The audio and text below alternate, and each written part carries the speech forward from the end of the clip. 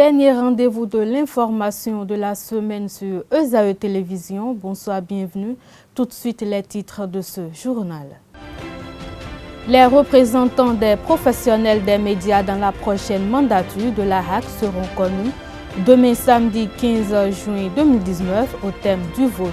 Le président de la commission électorale autonome CEA-HAC, Gaspard Adjamossi, a fait le point de la campagne et l'organisation du scrutin au Café Média Plus de ce jour. À suivre dans un instant.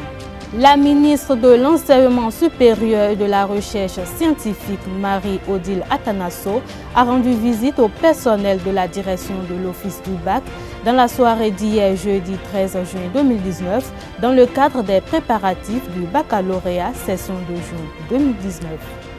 Vous suivrez dans cette édition l'acteur politique béninois Jean-Marius Rouessou qui s'est prononcé au micro de nos reporters sur les grandes leçons à tirer de la situation post-électorale législative que traverse le Bénin et les comportements à adopter aujourd'hui pour le développement du pays.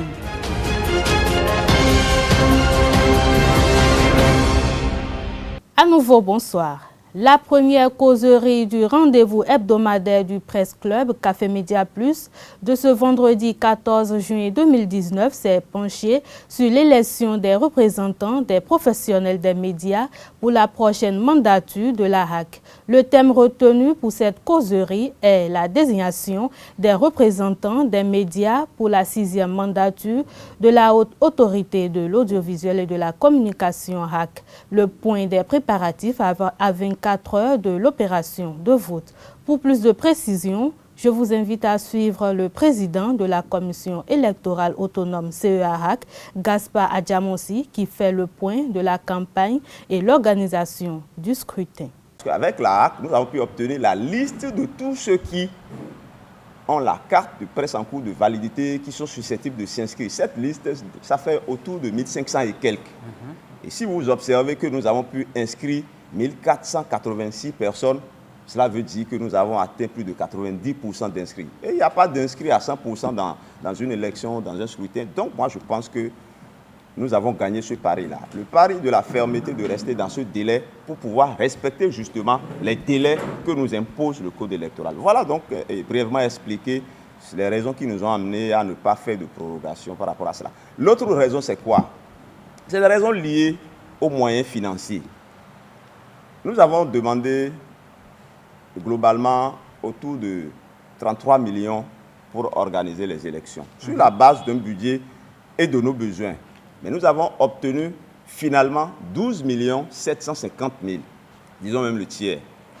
Quand vous observez que nous avons fait 7 jours d'inscription sur les listes électorales et que nous devons payer les agents électoraux 7 jours, retenez également que dans le budget qui nous a été alloué, c'est 5 jours que le budget a prévu comme paiement aux agents recenseurs. Voilà donc des réalités. Nous avons mis des coordonnateurs en mission pour plus de 7 jours.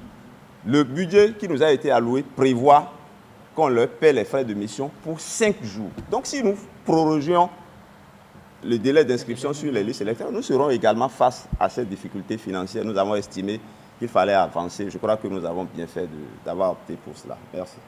Les tests ont dit sont autorisés à voter par procuration les professionnels des médias qui établissent que des raisons professionnelles ou familiales les placent dans l'impossibilité d'être présents sur le territoire national le jour du scrutin. Première condition. Oui. Deuxième condition, les malades hospitalisés ou assignés à domicile. Troisième condition, les grands invalides ou infirmes. Restons dans la fièvre de l'élection des représentants des professionnels des médias à la HAC.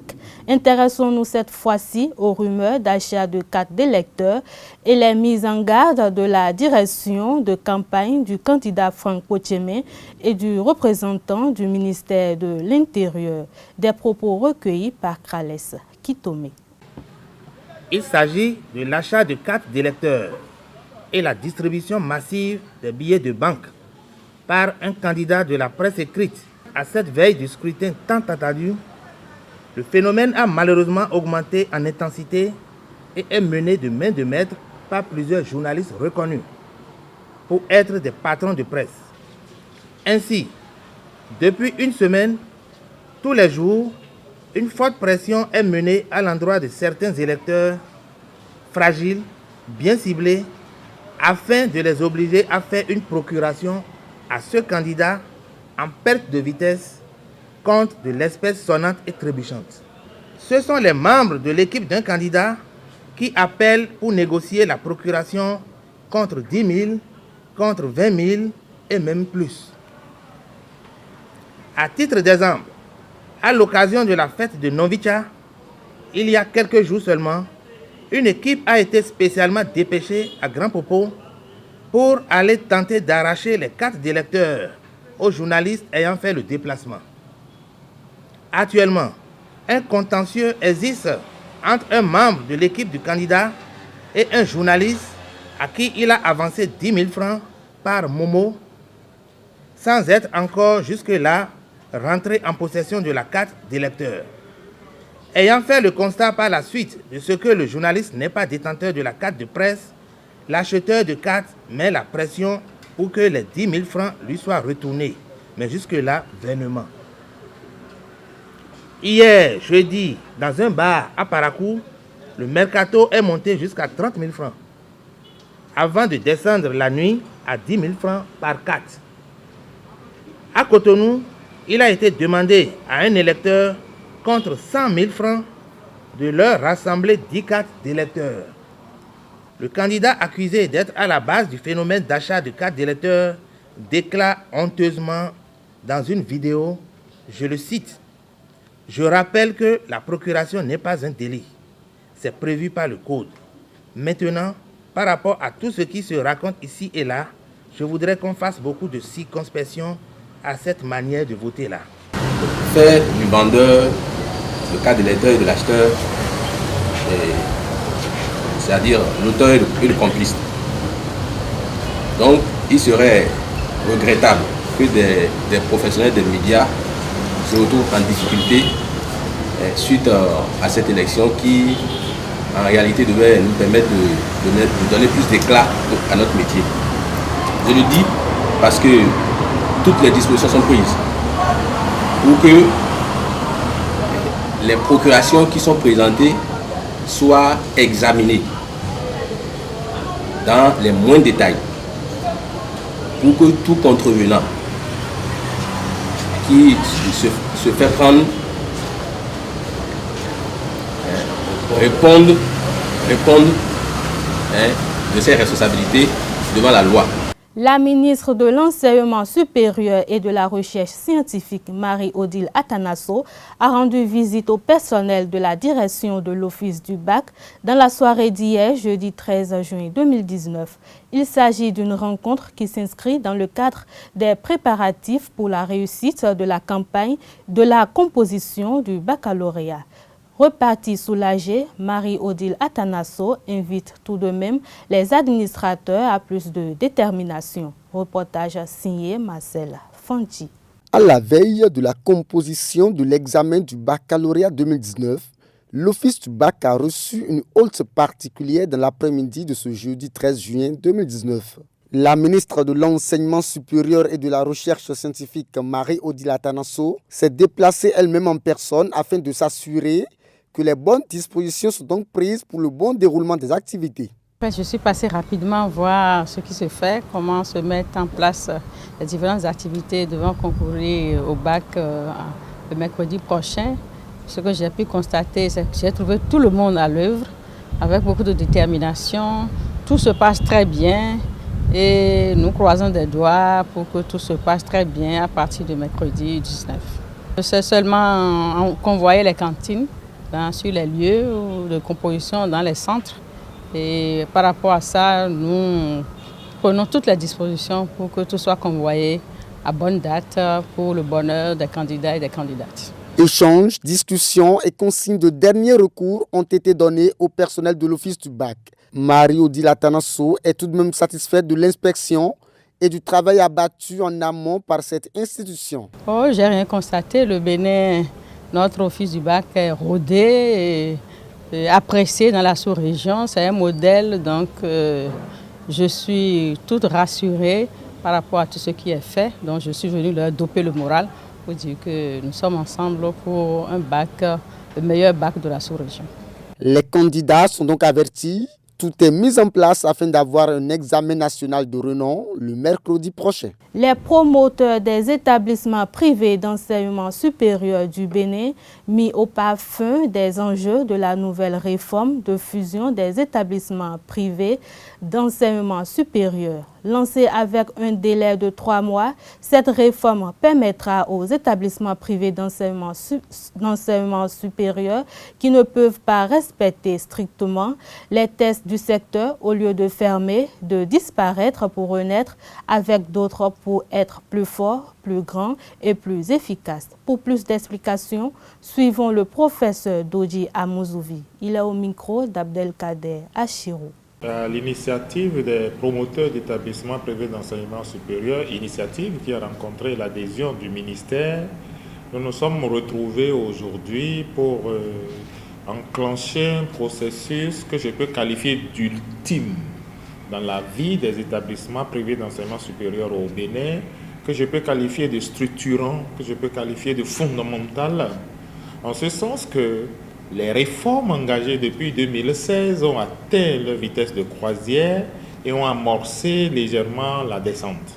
Alors, quand il faut récupérer toutes ces réformes, les résultats doivent pouvoir tenir la promesse des fleurs. Et pour cela, différentes options sont envisageables par les acteurs en présence. Et l'option la plus humaine, la plus humanisante et la plus gérable pour tout le monde aujourd'hui, c'est l'option que les tests nous donnent. C'est l'option que le bon sens nous donne. C'est l'option que la légitimité nous donne. C'est l'option que la cohérence nous donne. Parce que si on applique les tests en l'état, nous allons fatalement nous retrouver dans une situation où beaucoup d'établissements privés d'enseignement supérieur se verraient leur autorisation d'ouverture retirée purement et simplement parce qu'ils auraient travaillé pendant 4 ans, ils n'auraient pas passé l'agrément. Et pour ne pas en arriver à cette application pure et dure des tests, nous avons eu la possibilité, avec les tests en vigueur aujourd'hui, d'aller vers une fusion. C'est-à-dire qu'aujourd'hui, en l'état, si un établissement privé d'enseignement supérieur se reconnaît un certain nombre de défis difficiles à relever seul, l'État lui donne la possibilité de fusionner avec un autre qui a les mêmes problèmes que lui pour qu'à 2, à 3, à 4, ils deviennent plus forts. En ce moment, 4 établissements deviennent un seul. Ce seul devient plus fort et évite le naufrage ou évite le retrait de l'autorisation d'ouverture aux 4.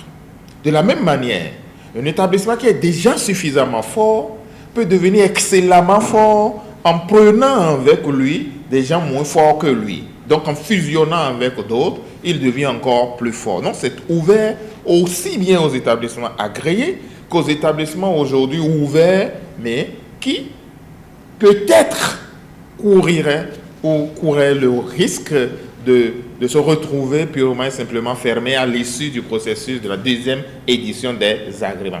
C'est donc pour éviter ça que l'option d'humaniser l'application des tests a été prise. Il a été donc question de soumettre aux établissements privés d'enseignement supérieur la manifestation de l'intérêt. Oui, moi j'ai intérêt, l'idée n'est pas saugrenue, l'option pourrait être utile, je m'engage, voici mes motivations. Une fois qu'un établissement le dit, on lui donnera un délai. Au cours de ces délais-là, il va mettre en place les meilleures modalités que l'État va encadrer pour qu'au bout du processus, il redevienne à l'État beaucoup plus fort.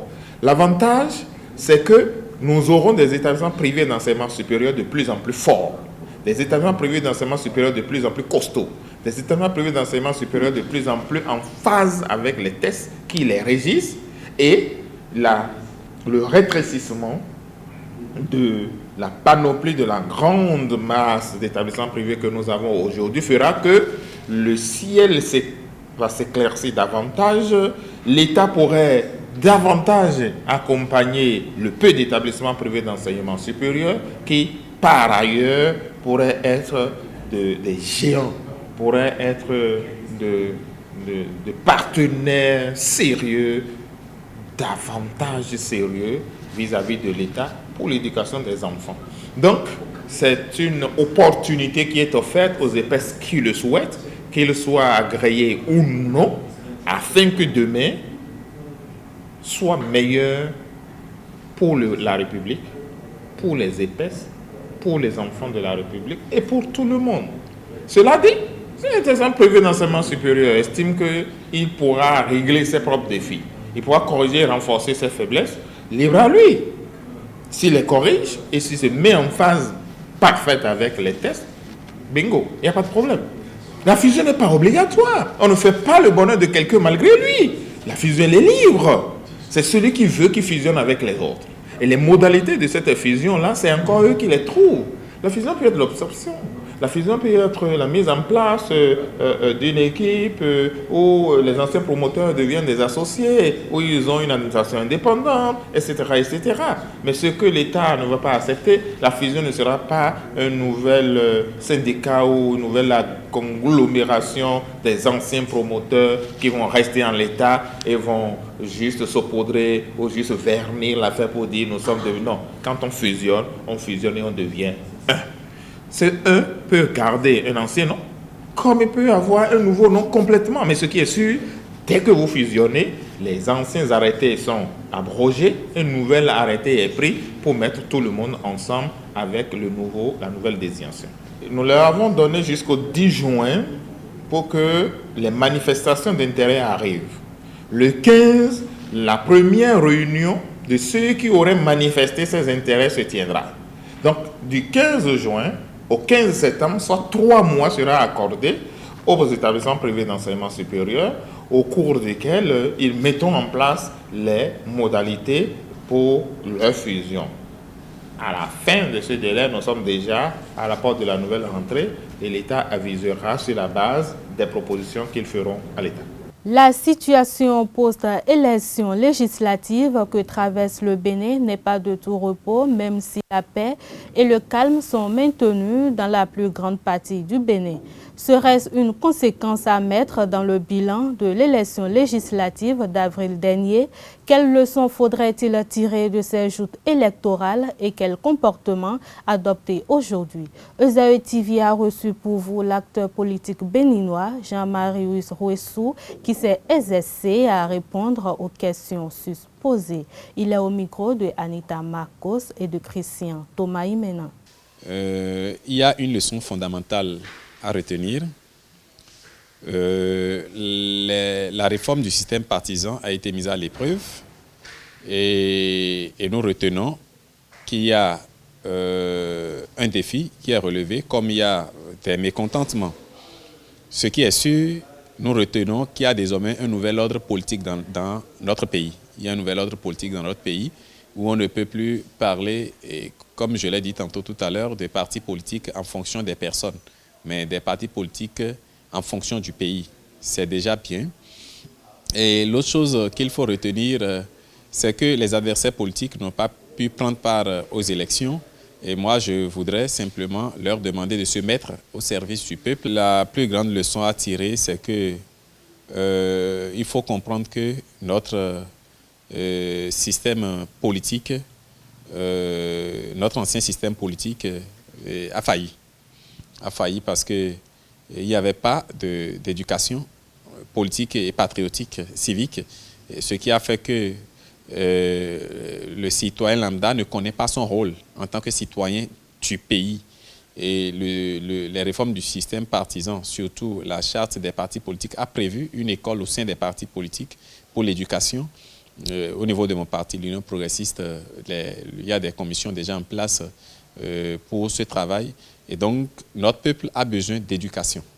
Au vu de ces législatives et tout ce que nous avons vu, notre peuple a besoin d'éducation. Il faut rééduquer, il faut éduquer notre peuple politiquement et patriotiquement. Et donc, nous n'avons qu'une seule patrie. Même le président Patrice Talon, j'entends des bousilles qu'il a la nationalité française. Je vous dis non. Moi, j'ai la chance de l'écouter plusieurs fois. Il n'en a pas. Il n'est que béninois. Et donc, que chacun essaie de penser le Bénin, qui n'est que sa patrie. Pour que ce pays se développe, il faut qu'on laisse la population en paix. Il faut qu'on cesse de mêler la population à nos manipulations politiques, à la manipulation politique. Et ce que je vais simplement demander, il faut que les législatives sont terminées. Il faut qu'on cesse de faire des guerres de personnes parce que le peuple paie pour les guerres de personnes. Et c'est grave, ce qui se passe à Tchaourou. Ce n'est pas correct ça. Ce n'est pas correct ça. La population est victime, n'est-ce pas, des guerres politiques des personnes. Et ce n'est pas correct. Il faut laisser la population en paix, l'associer, la rééduquer à la politique d'une autre manière et qu'on cesse de dire c'est notre fils. Notre fils, mon frère peut mal faire. Mais si ce que mon frère fait n'arrange pas le Bénin, mais je n'ai pas à le soutenir. Et encore que si quelqu'un doit soutenir le Bénin, ce n'est pas tuer son frère, ce n'est pas vandaliser la maison de son frère, non. Et donc les législatives sont terminées, que chacun essaie de mettre du sien et penser le développement du Bénin. Voilà. Le thème du kabbalisme a été repris par nombre de nouveaux mouvements religieux. Selon certains adhérents, la compréhension intime et la maîtrise de la kabbale rapprochent spirituellement l'homme de Dieu, ce qui confère à l'homme un plus grand discernement sur l'œuvre de la création par Dieu. Invité sur l'émission Au cœur du mystère sur ESAE Télévision, le psychothérapeute Sylvain Kwasi est revenu sur la question. Suivez plutôt. La Kabbale, ce n'est pas une culture, ni un folklore d'un peuple. La Kabbale est une tradition ésotérique. Qu'est-ce que nous mettons dans une tradition ésotérique? C'est simplement une file d'Ariane qui nous relie à l'homme primordial, c'est-à-dire l'homme universel. Quand on parle de l'homme universel, on parle du macrocosme, l'univers en totalité. Et le macrocosme engendre le microcosme qui est l'individu total de l'être. Et cette Kabbale, la Kabbale a peut-être deux origines. L'origine d'Abraham, l'origine de Moïse. Mais Abraham, d'après la Bible, vient de la Mésopotamie. Est-ce que ça veut dire que la Kabbale prend source en Mésopotamie, en Sumérie? Non. Aujourd'hui, beaucoup d'archéologues ont cherché la trace d'Abraham et vu que ça n'a jamais existé. En plus, il a existé, d'après lui-même, il a fait 400 ans d'esclavage en Égypte. Et donc la source égyptienne est un peu plus sûre. Et sa source égyptienne a commencé par Moïse, l'enfant noir, l'enfant de l'Égypte antique. Moïse ne connaît pas l'Israël, non. Il ne connaît pas le judaïsme, non. Le Dieu de Moïse, ce n'est pas le Dieu Yahvé, c'est le Dieu Yahoud, le Yahweh, du petit peuple de l'Égypte antique. Et Moïse a-t-il reçu la Kabbale? Pour une interrogation. D'après la Bible, Moïse a reçu la loi et le commandement. Pas les lois, la loi et le commandement. Vous assimilez la loi et le commandement? Non, oui, attendez, la loi et le commandement. La loi inscrite dans la langue égyptienne, c'est Anoki Aton. Anoki veut dire Ankh, Aton. Aton veut dire le soleil. Donc l'étoile Anoki, ça veut dire 8. L'étoile à 8 branches est le soleil. Donc la Kabbale est la source de l'enseignement de l'Égypte antique. Donc la Kabbale qu'aujourd'hui les Juifs écrivent dans tous les livres aujourd'hui qui sont des copies les uns sur les autres, c'est le schéma, la description des émanations, des 12 séphirotes, c'est tout. La page sport pour mettre un terme à cette édition. La Fédération béninoise de football organise le dimanche 16 juin 2019 à Dream Beach de Cotonou, Bénin Football Award BFA, édition 2019. Une soirée de récompense pour honorer les meilleurs joueurs, buteurs et gardiens de but, ainsi que les meilleures équipes des Ligues 1 et 2. Au cours de cette soirée, les meilleurs joueurs, buteurs et gardiens de but des Ligues 1 et 2, de même que les meilleures équipes des Ligues 1 et 2, seront primés. L'objectif est non seulement de récompenser les principaux acteurs du football béninois qui ont animé les championnats, mais aussi de les rassembler pour célébrer la réussite de ce premier championnat de les Mathurins de Chacus, de présenter le bilan de la saison et d'annoncer les ambitions futures. Pour rappel, sur les 7 dernières années, le football béninois n'a plus connu de championnat régulièrement abouti. Contre toute attente, celui de la saison 2018-2019, lancé officiellement le 27 octobre 2018 sur toute l'étendue du territoire national, aussi bien en Ligue 1 qu'en Ligue 2 et 3, est arrivé à terme pour le grand bonheur du football béninois. Une réussite à mettre à l'actif des responsables fédéraux avec à leur tête le président Mathurin de Chacus. Fin de ce journal, restez toujours fidèles à nos programmes sur les www.ezaetv.bj. Bonsoir.